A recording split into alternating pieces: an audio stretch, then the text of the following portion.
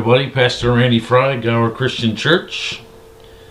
7 Minutes with the Savior with you this morning from Studio 2B.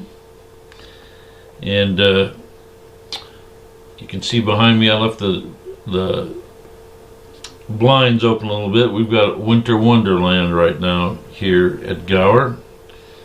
Yesterday it was in the 60s or low 60s. Today we're already below freezing. So I've told people this before. I've lived in a lot of different places, and every place says if you don't like the weather, just wait 15 minutes, but Missouri is the only place where that's actually really true.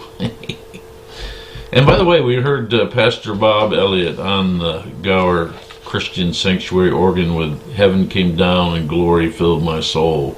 Heard a little bit about that earlier. We've got great accompanists here at Gower Christian.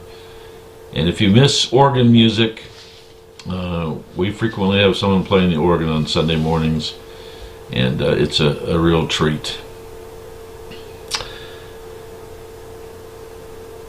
So I want to talk about, I used a definition at the end of my message Sunday that's really been sticking with me, and I was talking about accepting Jesus' authority in our life. We're giving Jesus authority in all the areas of our life. And at the end, I ran across this little tidbit that the Latin root word for authority is the same as for authentic. And the root word means that which allows growth and life. And I love that, is that when we hear authority and giving somebody authority, I think our default response is that somehow that's confining, that's restricting, or even oppressive. But when we talk about authority and giving God or giving Jesus authority in our life, it means something quite opposite. It means that in Jesus, and when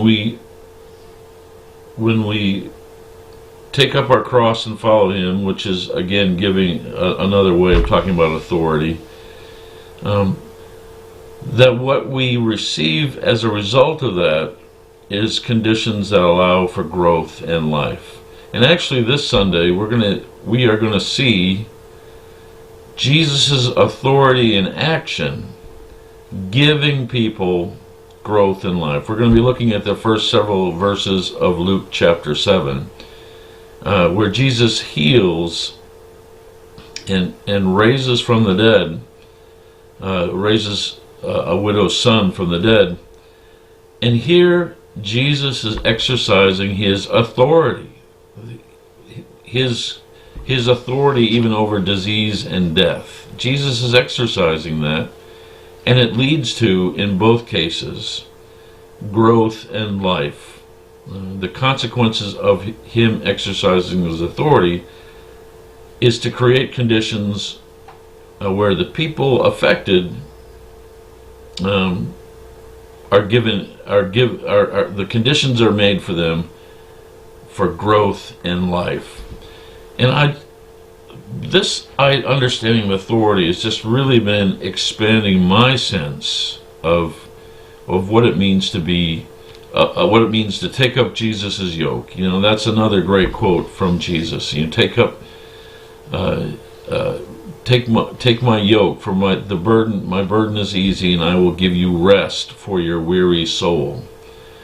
That yes, indeed, when we're yoked to Christ,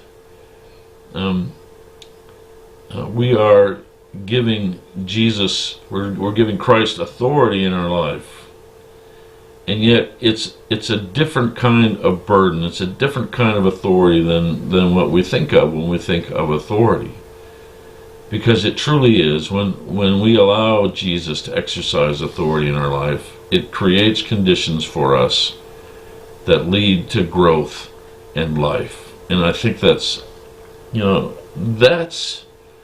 isn't that what we want? Don't we want to grow? Don't we want to have life? And when we talk about life, we mean wholeness. You know, it's It's another aspect of shalom. We're talking about completeness, wholeness, vigor.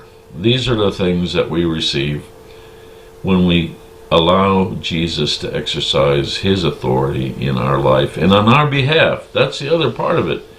Jesus exercises that authority on our behalf, again, to create growth and life.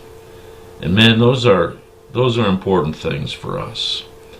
And when we take up our cross and follow Jesus, when we give up the authority of ourselves to Jesus and place ourselves under Jesus' authority, that's how we save our life, and that's how we get life. It's a hard lesson for us to learn, because authority, we don't like people to have authority in our life, and that's just the way it is. But think about that. Authority. Under Jesus' authority, it creates the conditions that allows growth in life. Flyover. It's National School Counselor Week, and I want to do a flyover.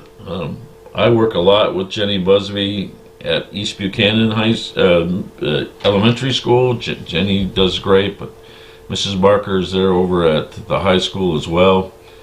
And they do important work and really help out a lot of folks. So when you have a chance to see them, just thank them for their important work in the school district. So to